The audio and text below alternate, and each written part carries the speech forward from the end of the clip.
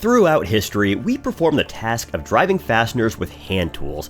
That was until some genius said, "This takes a long time. Can't we attach a bit to an electric motor?" And bam, the drill was born. Fast forward and another genius said, "This works, but the cord is a hassle. Can't we run it off a battery instead?" And bam, the cordless drill was born.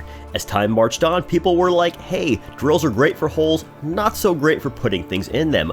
What if we applied impact wrench tech to a small battery-powered tool, and bam, the impact driver was born. Ever since, they've been the go-to for everyone's driving needs. They offer lots of torque, are less likely to snap your wrist, and provide good control. But they have some problems. They can be loud and a bit taxing to use because they vibrate the crap out of your hand. However, the team over at Milwaukee has said it's time to make yet another evolutionary leap, and it's this, the M12 hydraulic driver. It keeps the basic idea of an impact tool intact in that it still uses a rotating hammer to deliver kinetic energy to a bit, but instead of hitting an anvil, it hits what are essentially tiny hydraulic pistons, the result being greatly reduced noise and vibration.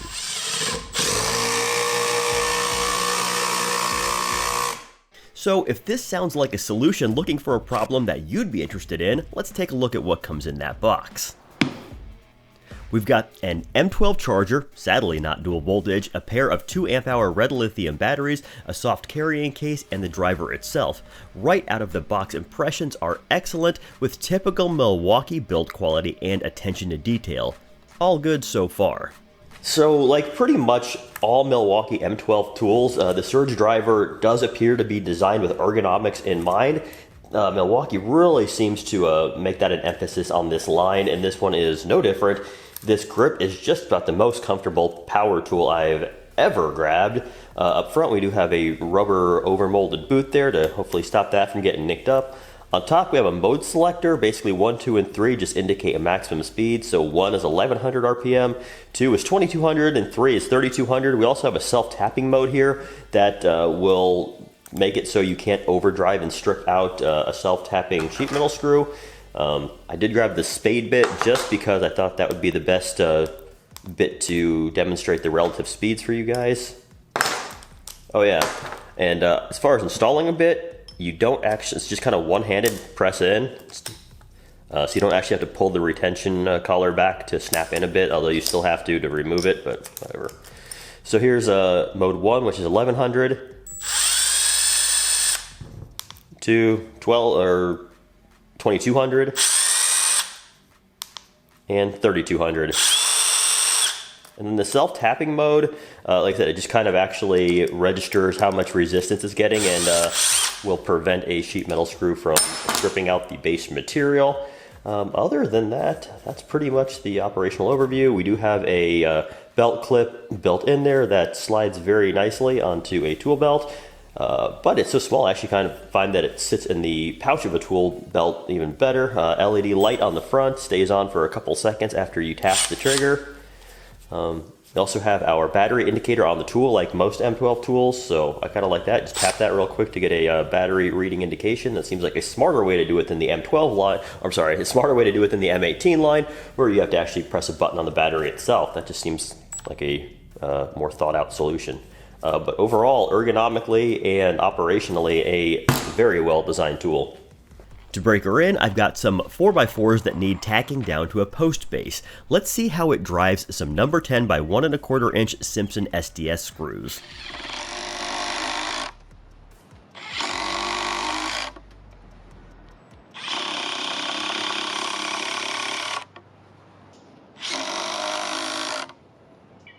I'd say very well. I'm not sure if you noticed, but at some point in there I turned down the max RPMs to 1100.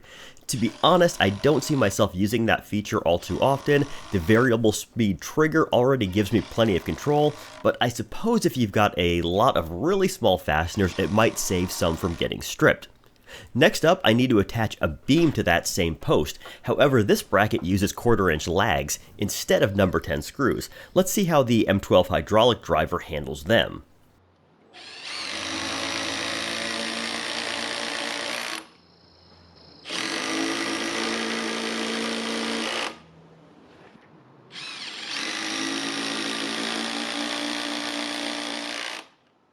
A little bit slower, but still no problem. It was while performing this task on a ladder that I really came to appreciate this unit's size.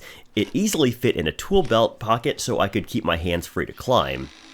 So the next thing I wanted to show you guys is a little side-by-side of how the M12 surge driver compares directly to something like a traditional impact driver. This is a older M18 variety. It does have a pretty brand new battery pack on it. We were looking at 4 bars right there, and 4 bars on the M12 variety.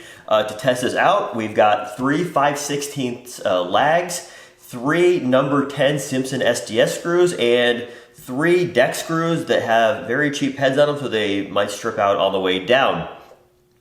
So we're going to pay particular attention here to the decibel meter I've got set up, because let's be honest, one of the big selling points to these hydraulic surge drivers, or just a hydraulic driver, is that it hits like an impact driver, but is a lot quieter, because that's really one of the big complaints about these units. So we're going to be looking at speed and decibels here.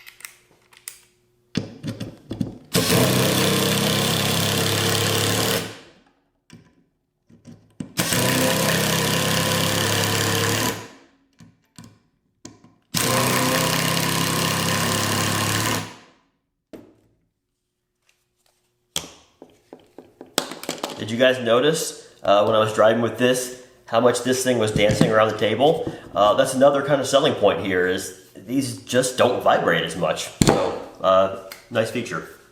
So if we dive into the actual numbers, we first see that yes, the M12 surge driver is fast, driving each fastener type in about half the time. But is it fair to compare an old M18 with a brand new M12? Well, probably not, but I just wanted to make the point that this tool isn't lacking in speed. It's also noticeably quieter. Remember, the decibel scale is logarithmic, so small numerical changes equal large volume changes. What I find interesting here is that the old M18 impactor produces a noise profile that's not really affected by the fastener. Conversely, the M12 hydraulic driver's noise level appears to vary with the fastener size. In other words, a smaller screw means a quieter tool. Now, the last thing I wanted to show you guys was this tool's smart driving feature. So, the idea behind this self-tapping mode right there, indicated by the little diagram of a self-tapping head, is that supposedly this driver is smart enough to know when the screw is seated, so let's give that a shot. It also says you have to completely depress the trigger for it to engage, otherwise it'll just act like a normal driver. So, see how that works.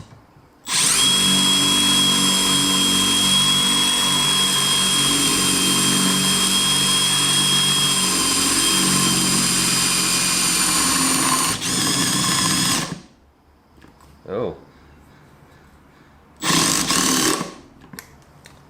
Alright, so guess it works in theory, although it cuts out a little prematurely. Let's try another one.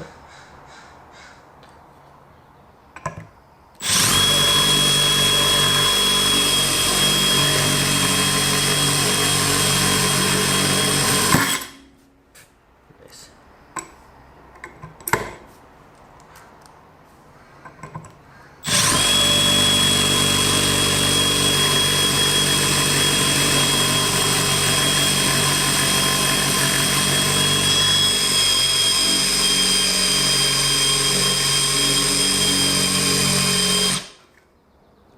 Alright, this is just a subpar screw. Try another one.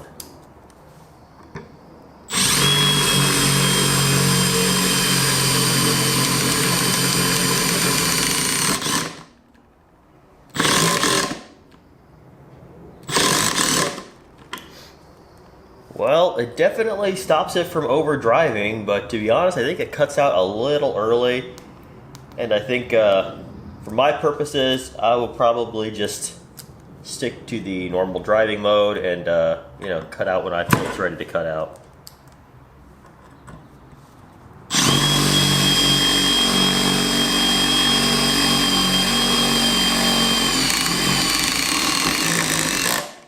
There we go. Overall, I think this is a fantastic tool. It's quieter, lighter, and faster than my old M18 impact driver. That said, there is a financial premium for that. It costs nearly double what the equivalent non-hydraulic M12 fuel impact driver does. That's a big difference, and I can't say for sure whether it's worth it or not, especially considering the cheaper alternative is really good in its own right. Okay, that's all I had for today. Take care.